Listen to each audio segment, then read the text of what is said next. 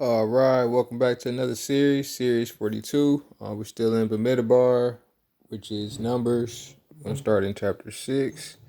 And we have the name of God right there. Spoke to Moshe, saying, Speak to the children of Israel and say to them, when a man or woman does separate by making a vow of a Nazarite to be separate too, we have the name of God right there.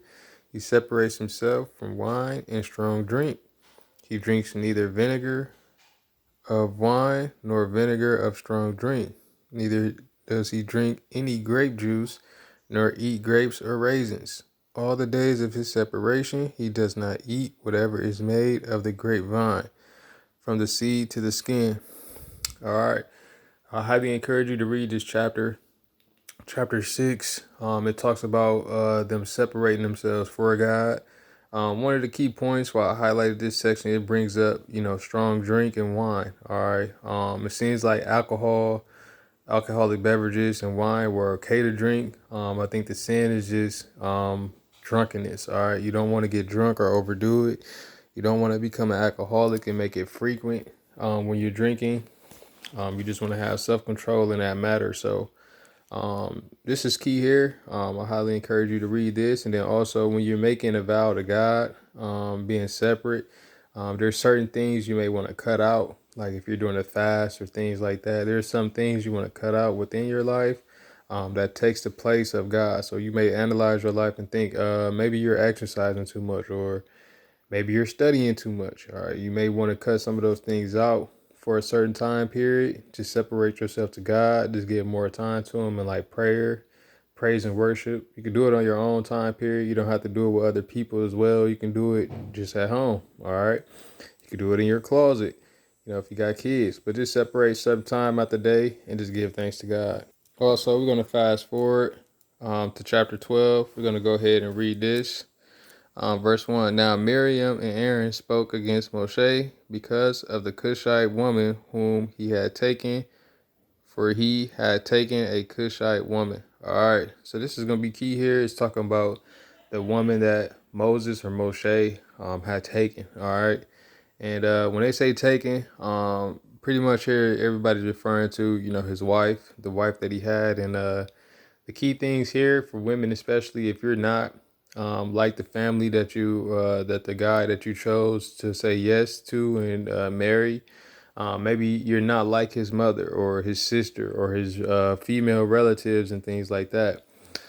So the key here is you got to be prepared to be disliked. All right. You may not be liked in their family. Maybe if you have a different religion, or maybe you're more high class. Maybe you're not as high class as them. Whatever the differences are, you may not be liked. They may speak against you. They may, talk in private, just like we see here. Miriam and Aaron. All right. They were talking about it. Aaron and Moses, they've been working together and things like that throughout these scriptures. If you go back to the passage, God has been using them and these three for a lot of things that's been going on. And the relationships between Moses and Aaron and Miriam. But we see that, you may have close friends or, relatives that you're around a lot. And if you get with someone, they may not like who you choose. All right. So you just have to be prepared for that. And then also knowing that Aaron is the older brother, it's a lot that comes with it. Just know that, when you bring your wife around your older brothers, your relatives and things like that, they're going to be looking at you and analyzing who you brought in, because now they're looked at a little sister. They know what they deal with their younger siblings and things like that. They may have told them, what to look for, what to prepare for, what type of women to go after. But you know that the younger brothers and siblings, they may not always listen all the time, and they may not do or want to do, what you're telling them, because you may come off as a dad to them. You may remind them of their dad and things like that.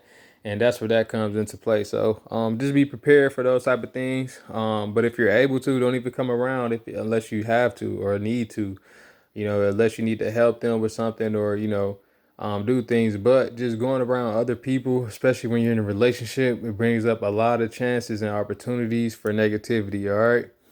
Verse 2, and they said, has We have the name of God right there. Spoken only through Moshe. Has he not also spoken through us? And we have the name of God right there. Heard it. So this could be jealousy. All right. This could be, why is God using him and not us? He used us too.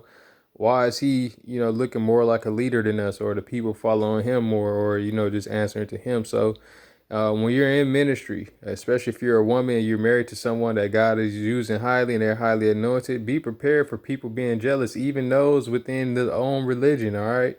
Even those who are being used by God. Like I said, it's not a competition, but having too many people involved and around, especially if you're in ministry, it can cause issues, all right?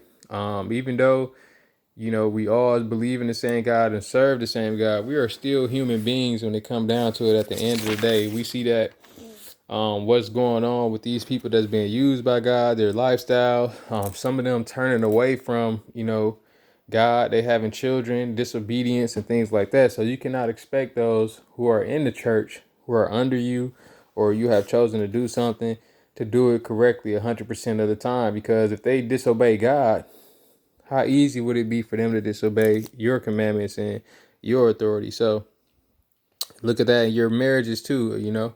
But again, we go to where we at? Verse 3. All right. And the man Moshe was very humble, more than all the men who were on the face of the earth. All right. This is going to be key here. He's used by God. He has done some very great miracles up until this point. He's married to a woman. So women, you want to look for a man that's very humble. All right. If that's what you want to find. If you want someone that's used by God, look up the gift of humbleness. Look up what humbleness is. Look up that definition. You'll be able to find ways and qualities of, who to look for, what qualities they will have and show off. And for males, that's a good quality to have. All right. So verse 4, and suddenly we have the name of God right there. It said to Moshe and Aaron and Miriam, you three come out to the tent of appointment. So the three came out. And we have the name of God right there. Came down in the column of cloud and stood in the door of the tent and called Aaron and Miriam, and they both went forward. And he said, hear now my words. If your prophet is of, we have the name of God right there. I make myself known to him in a vision, and I speak to him in a dream. Not so with my servant Moshe. He is trustworthy in all my house. I speak with him mouth to mouth and plainly and not in riddles. And he sees the form of, we have the name of God right there. So why were you not afraid to speak against my servant Moshe? And the displeasure of, we have the name of God right there, burned against them, and he left.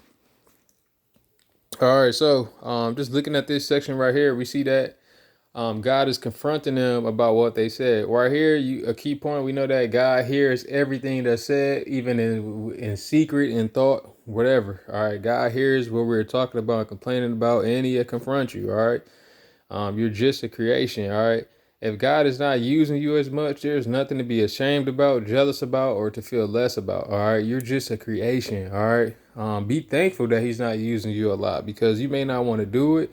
Or if you mess up and be disobedient, there could be a lot of consequences. There's a lot of responsibility that comes with being a pastor, bishop, deacon, and things like that. And then the higher up you go, the more you're going to be judged, and the more importance is going to be held on your holiness. All right. If you can't follow some of these simple things, how are anyone or anything going to respect you, especially the enemy, the devil? All right.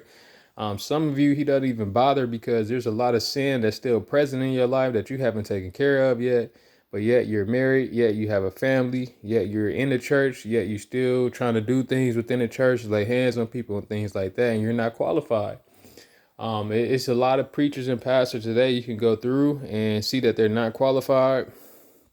As we see here, God is showing you, if your prophet is, and we have the name of God right here of him, God makes himself known to him. So he's telling you, whoever I decide to use, I'm gonna use them.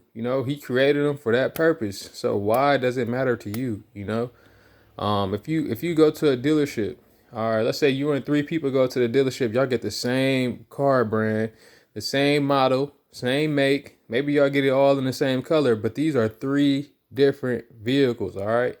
One may last longer than the other. The other may, you know, drive better. Another one may make more sounds. One may do this, but we got to know we're not all the same. Those vehicles, although they look identical, they may have the same features and things like that. They're not all the same, all right? And then they're not going to all drive the same, all right? Everyone is going to be different. And that's what every human being. Some of you are not going to go all the way up to the top. Some of you are not going to be super tall. Some of you are not going to be real small. All right. So God uses us each according to his plan. So you just have to let God use you how he wants to. And then we see that the displeasure of God burned against him and he left. All right. So that's something that causes displeasure. You want to stay away from that. All right. If this situation here displeasure God, figure out the characteristics of it and just try to stay away from it. All right. And then we also see that it's more than one person involved in this situation. All right, verse 10, and the cloud turned away from above the tent, and look, Miriam was leprous, as white as snow, and Aaron turned toward Miriam, and look, a leper. And Aaron said to Moshe, O my master, please do not hold against us the sin in which we have done foolishly and in which we have sinned. All right, this is the key here. Aaron just told them that was a sin that what they was doing, talking behind their back, so to speak. The things that they were talking about, comparing them. I'm saying he uses him. Why you gonna, things like that. You don't want to compare yourself to others or, judge others or break down, why God is using them and things like that. You always want to think of the positive things, uplift them, be holy, and just do what you're supposed to do. And then we see women, here again, get punished a little bit more stricter from God. We see that she became a leper. You want to look up what leprosy is and all those things. And once you find out, that should hopefully make you want to serve God more, especially from a female point of view, because we don't see anything. I haven't read anything about Aaron as of yet. I don't think you've seen anything about Aaron as of yet. But let us keep going. Please do not let her be as one dead when coming out of his mother's womb, with his flesh half consumed. And Moshe cried out to, we have the name of God right there, saying, O El, please heal her, please. And we have the name of God right there, said to Moshe, if her father had but spit in her face, will she not be ashamed 7 days? Let her be shut out of the camp 7 days, and after that let her be readmitted. And Miriam was shut out of the camp 7 days, and the people did not set out until Miriam was readmitted. So, key here, we see that women, it's important for you all just to watch your mouths, what you're talking about, what you letting come out of it. Your mouth is going to be very, very important. So you don't want to look at others, talk bad about others, judge others, or compare yourself to others. You just want to focus on yourself and living holy. That's going to stop a lot of drama and issues within life. And then know that, the punishment may be greater from God, for your sins. So, or it may come to you first. I'm not going to say greater, but it may come to you first. Just using the word greater just mean that, we see in scripture that it has more of an effect. See, Aaron was involved in it as we go back.